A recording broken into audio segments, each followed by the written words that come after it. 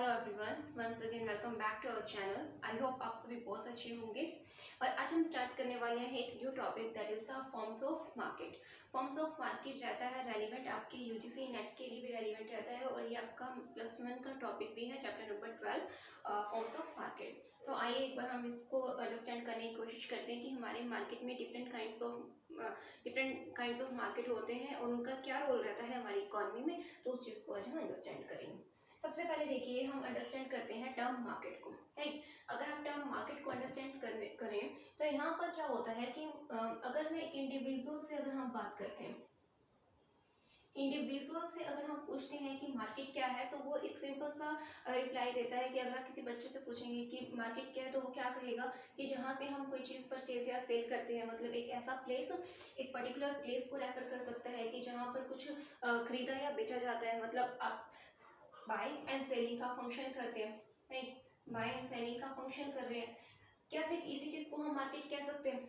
अगर आप पूछते हैं, नॉर्मली किसी से पूछे तो वो ये भी रिप्लाई दे सकता है कि एक कोई शॉपिंग कॉम्प्लेक्स है, वो ये बोल सकता है कि शॉपिंग कॉम्प्लेक्स को हम मार्केट बोल सकते हैं, ठीक है। तो ऐसा नहीं है, ठीक है, आप इन चीज़ों को नहीं बोल सकते कि सिर्फ एक शॉपिंग कॉम्प्लेक्स या एक place of buying and selling ही आपका मार्केट कहलाएगा। अगर हम बात करें, अगर आज के टाइम में अगर हम इकोनॉमी की बात कर रहे हैं, तो हम बहुत सी जो आइटम्स हैं वो ऑनलाइन परचेज करते हैं, ठीक है। तो अगर यहाँ पर हम ई मार्केट को लेते हैं, तो ई मार्केट भी तो आपका क्या है, एक मार्केट ही है जहाँ पर आप शॉपिंग करते हैं, चीज़ों को खरीदते हैं, बेचते हैं, ठीक है। तो जब भी आप मार्केट की बात करते हैं, तो मार्केट क्या है उसको रेलिवेंट, अगर आप अपना एक बढ़िया तरीके से अगर उस चीज़ को एक्सप्लेन किया जाए, तो इसको हम रेफर कर सकते हैं ऑल सिस्टम एंड अरेंजमेंट। जितने भी सिस्टम है, ठीक है, ऑल सिस्टम एंड अरेंजमेंट। कौन से सिस्टम एंड अरेंजमेंट? वो सिस्टम एंड अरेंजमेंट जो बायर और सेलर को एक दूसरे के कांटेक्ट में लाते हैं, ठीक है। मतलब आप रेफर कर सकते हैं all such system and arrangement that brings the buyer and seller in contact with each other, ठीक है। आप सिंपल भाषा में ये बोल सकते हैं that bring buyers and sellers, ठीक है। बायर्स हैं और सेलर्स हैं, buyer and sellers in contact with each other, जो एक दूसरे के कांटेक्ट में आते हैं, जिसकी हेल्प से बायर और सेलर दोनों एक दूसरे के कांटेक्ट में आ रहे हैं। देखो, दो जने हैं, एक बायर है, सेलर है, कोई भी प्रोडक्ट है परचेज करना है तो कोई बेचने वाला भी होना चाहिए, और अगर आप जैसे बेचना चाहते हैं तो कोई खरीदने वाला भी होना चाहिए, ठीक है। तो वो सारे सिस्टम, वो सारे अरेंजमेंट जो बायर और सेलर को एक दूसरे के कांटेक्ट में लाते हैं, ठीक है। और वो प्रोसेसिंग क्या करते हैं, यहाँ पर एक दूसरे की हेल्प से वो सेल एंड परचेज करते हैं। With the help of each other they sell, वो करेंगे क्या, एक दूसरे कॉन्टेक्ट में आके खरीदेंगे और बेचेंगे सामान को। They sell and purchase goods and services. जो भी गुड्स एंड सर्विसेज उनको रिक्वायर्ड है, उन चीजों को खरीदेंगे या बेचेंगे। तो बेसिकली हम मार्केट की बात कर रहे हैं, ठीक है। आपकी मार्केट के अंदर सिर्फ एक पर्टिकुलर प्लेस नहीं, वो सारे सिस्टम्स और वो सारे अरेंजमेंट्स आते हैं जो बायर और सेलर को एक दूसरे के कॉन्टेक्ट में लेकर आते हैं।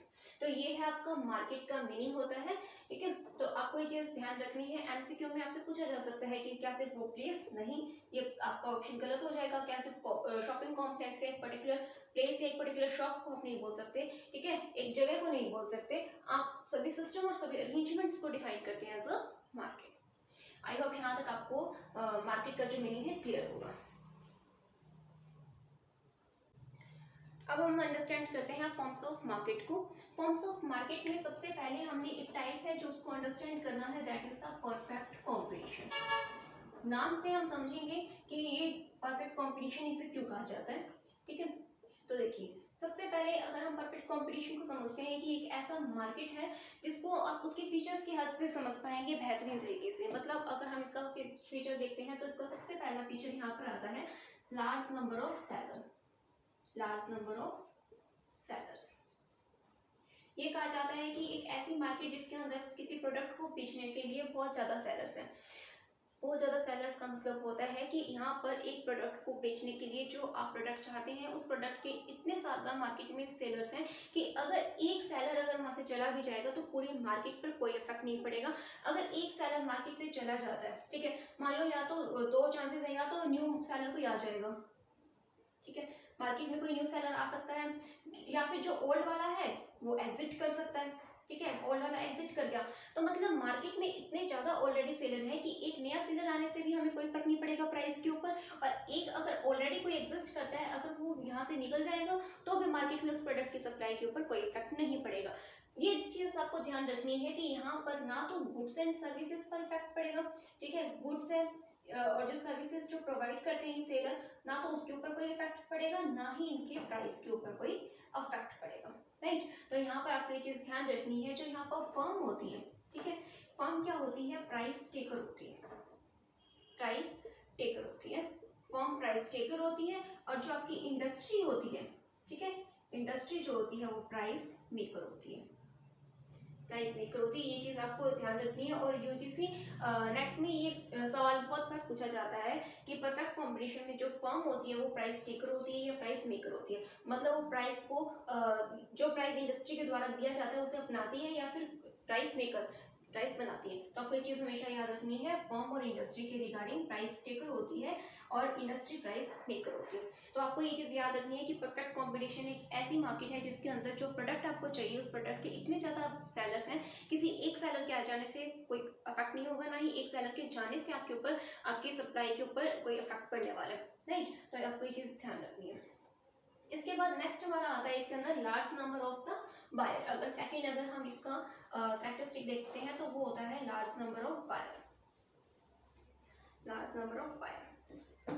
देखिए लार्ज नंबर ऑफ बायर का क्या मतलब है कि प्रोडक्ट को खरीदने वाले बहुत ज्यादा बायर हैं।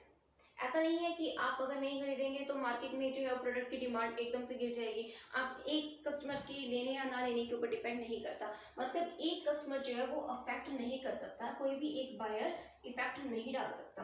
इफेक्ट किस चीज पर नहीं डाल सकता, मतलब प्रोडक्ट के प्राइस के ऊपर इफेक्ट नहीं डाल सकता, ठीक है। आप ऐसा नहीं है कि आप ही खरीदने वाले हैं और आप भी बहुत ज्यादा क्वांटिटी अगर खरीदेंगे तो मार्केट में वो प्रोडक्ट बिकेगा, ऐसा नहीं है, ठीक है। अगर आपको प्राइस पसंद नहीं है तो आप मत लीजिए, तो मतलब आपके लेने या ना लेने से प्राइस के ऊपर कोई इफेक्ट नहीं पड़ेगा। एक सिंगल बायर जो है वो प्राइस को अफेक्ट नहीं कर सकता। तो यहाँ पर लार्ज नंबर ऑफ बायर्स होते हैं और लार्ज नंबर ऑफ सेलर होते हैं इस मार्केट में। इसके बाद नेक्स्ट हमारा आता है होमोजीनियस प्रोडक्ट। होमोजीनियस प्रोडक्ट का मतलब होता है प्रोडक्ट का क्वालिटी सेम है, ठीक है, प्रोडक्ट जो है सेम क्वालिटी का है, आप किसी भी सेलर से परचेज कर सकते हैं। ऐसा नहीं है कि एक सेलर के पास बेटर क्वालिटी का है और एक सेलर के पास इंफीरियर क्वालिटी का हो, ऐसा नहीं होता। प्रोडक्ट जो है होमोजीनियस क्वालिटी का होता है। सभी सेलर्स जो है identical product, identical units of product जो है आइडेंटिकल यूनिट्स ऑफ प्रोडक्ट को सेल करते हैं, ठीक है, आइडेंटिकल यूनिट्स ऑफ प्रोडक्ट को सेल करते हैं। तो कंफ्यूजन आप यहाँ से ये निकाल सकते हैं कि इस प्रोडक्ट का फीचर है, यहाँ पर कोई रीजन नहीं है आपके पास कि आप एक सेलर से लेकर दूसरे सेलर की तरफ मूव करें, मतलब यहाँ पर एक सेलर से सेलर नंबर 1 से आप सेलर नंबर 2 की तरफ स्विच करें, आपके पास ऐसा कोई पर्टिकुलर रीजन आपके पास नहीं है। ये चीज आपको ध्यान रखनी है, आपके पास कोई ऐसा रीजन नहीं है आप ये कहें कि मार्केट में बहुत सारे सेलर हैं तो मैं इससे कोलगेट खरीदूंगा तो मुझे बेटर क्वालिटी का मिलेगा, इसके पास जो कोलगेट है वो अच्छी क्वालिटी का नहीं है, ऐसा कुछ नहीं है। वो कंपनी से बनकर आया है, सेम प्राइस है, आप किसी भी सेलर से परचेज कर सकते हैं। तो आप डिफरेंट सेलर्स हैं और आपको ये चीज याद रखनी है, सभी लोग होमोजीनियस प्रोडक्ट को ही सेल कर रहे हैं। तो फर्स्ट हमने देखा large number of buyer, large number of seller, और फिर आपका आता है होमोजीनियस प्रोडक्ट। अब इसके बाद नेक्स्ट हमारा कैरेक्टरिस्टिक आता है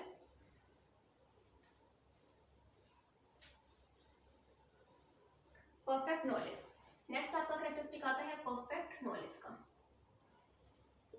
परफेक्ट नॉलेज का मतलब क्या होता है, यहाँ पे बायर और सेलर जो हैं, जो प्रोडक्ट को परचेज करने हैं, उनके पास परफेक्ट नॉलेज है, ठीक है। आपको प्रोडक्ट की पूरी जानकारी है, उनके प्राइस का, उनका क्वालिटी का, ठीक है, आपके पास पूरी जानकारी है। और ये चीज मार्केट मानकर चलती है कि कस्टमर को परफेक्ट नॉलेज है और वो किसी से भी प्रोडक्ट को परचेज कर सकता है। नेक्स्ट आपका यहाँ पर कैरेक्टरिस्टिक आता है free entry and exit. Free entry and exit.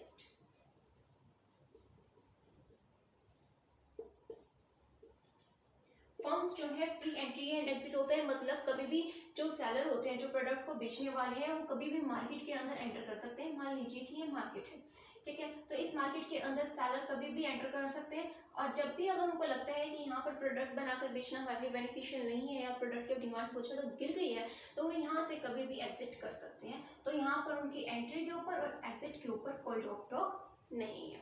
तो आपको ये चीज ध्यान रखनी है। Large number of the buyers है, लार्ज नंबर ऑफ सेलर है, होमोजीनियस प्रोडक्ट है, सभी लोग सेम प्रोडक्ट को सेल कर रहे हैं, फिर परफेक्ट नॉलेज है आपके पास और फ्री एंट्री एंड एग्जिट है किसका, फर्म का। नेक्स्ट आपका आता है independent decision making. Next characteristic यहाँ पर आपका आता है इंडिपेंडेंट डिसीजन मेकिंग।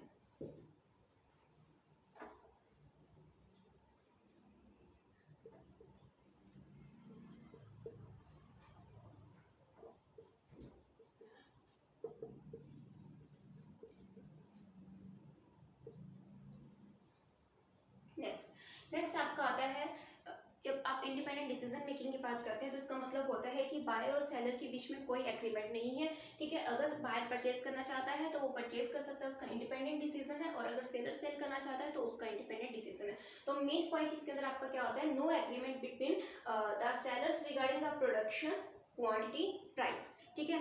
प्रोडक्शन, अगर आप क्वांटिटी लेते हैं, प्रोडक्ट का क्वांटिटी है, उसका प्राइस है, ठीक है। और या फिर आप लेते हैं कि अगर प्रोडक्ट के रिगार्डिंग किसी भी चीज के अंदर सेलर्स के बीच में किसी भी तरह का कोई एग्रीमेंट नहीं होता है। नेक्स्ट कहता है कि not there is restriction regarding sale and purchase of the commodity, और ना ही यहाँ पर कोई रिस्ट्रिक्शन है सेल एंड परचेज के लिए। सेल एंड परचेज के ऊपर जब भी आपको अगर कोई प्रोडक्ट परचेज या सेल करना हो इस मार्केट के ऊपर, इसके अंदर किसी भी प्रकार की कोई रिस्ट्रिक्शन नहीं रहती है, तो रिस्ट्रिक्शन भी यहाँ पर नहीं है। इंडिपेंडेंट डिसीजन मेकिंग है बायर्स का भी, और बायर्स का और सेलर्स का दोनों का इंडिपेंडेंट डिसीजन मेकिंग रहता है। नेक्स्ट आता है परफेक्ट मोबिलिटी। नेक्स्ट कैरेक्टरिस्टिक होता है इसका perfect mobility.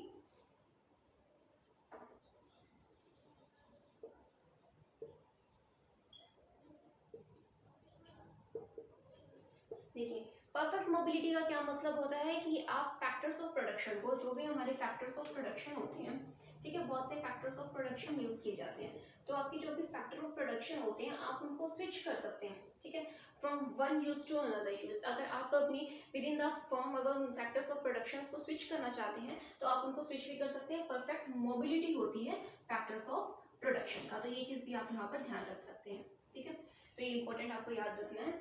No extra transportation cost, अगर आप नेक्स्ट इसका कैरेक्टरिस्टिक देखते हैं तो यहाँ पर परफेक्ट कंप्लीशन का होता है नो एक्स्ट्रा ट्रांसपोर्टेशन कॉस्ट।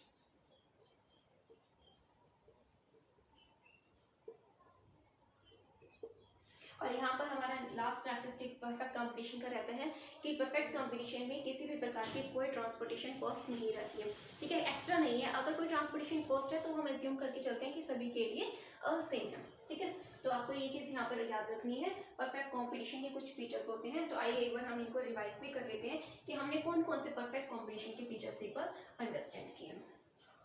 सबसे पहले हमने देखा था large number of buyers and seller, large number of buyers, ठीक है, लार्ज नंबर ऑफ बायर्स है और लार्ज नंबर ऑफ भी आपके सेलर्स हैं, ये चीज आपको ध्यान रखनी है।